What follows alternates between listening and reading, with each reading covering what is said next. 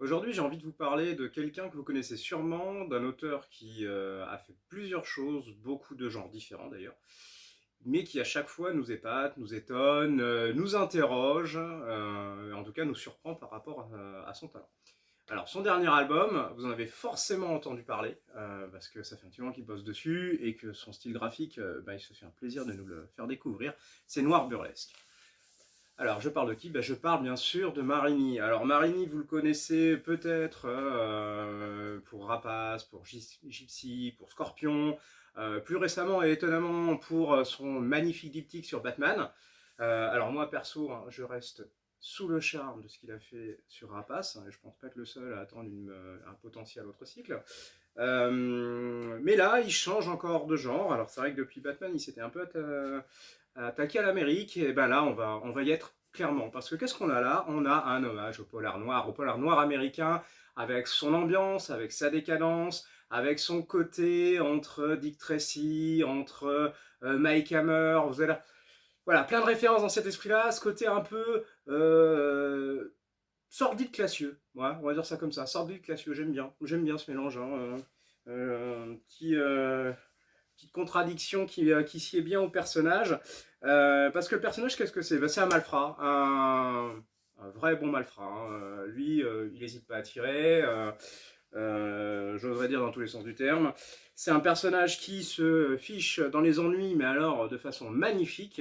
Et pour cause, là, en l'occurrence, il a une dette envers juste un bon mafieux bien costaud, mais ça, il s'en fiche.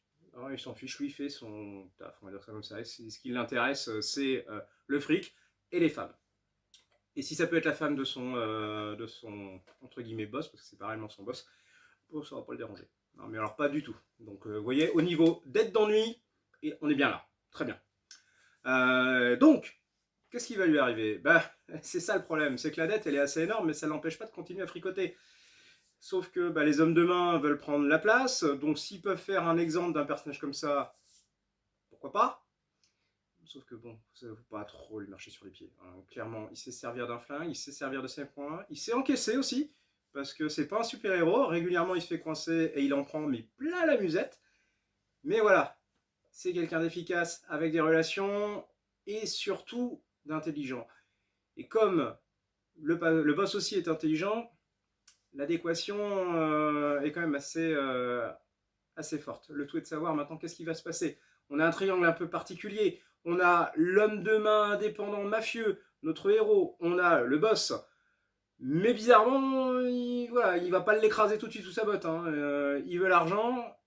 Et puis au milieu de tout ça, on a la fiancée du boss, qui a une relation quand même très proche de notre héros, sûrement trop proche.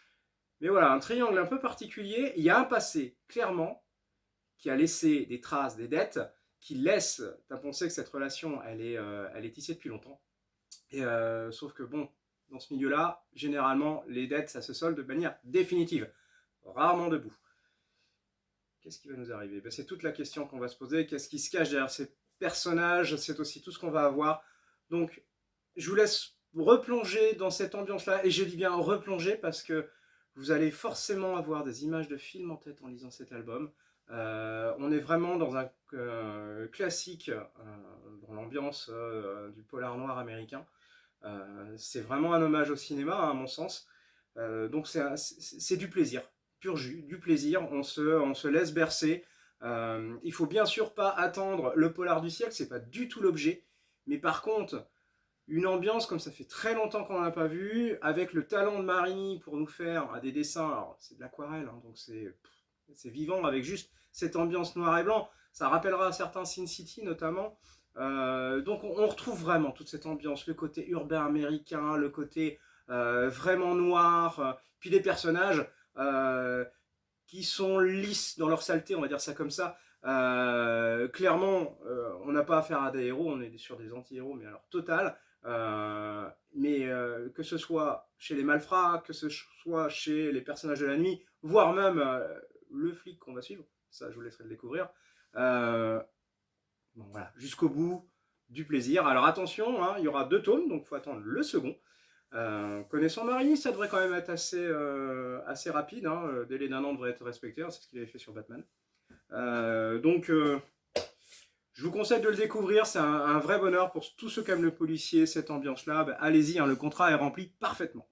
Alors, comme d'habitude, hein, bonne lecture et à très vite.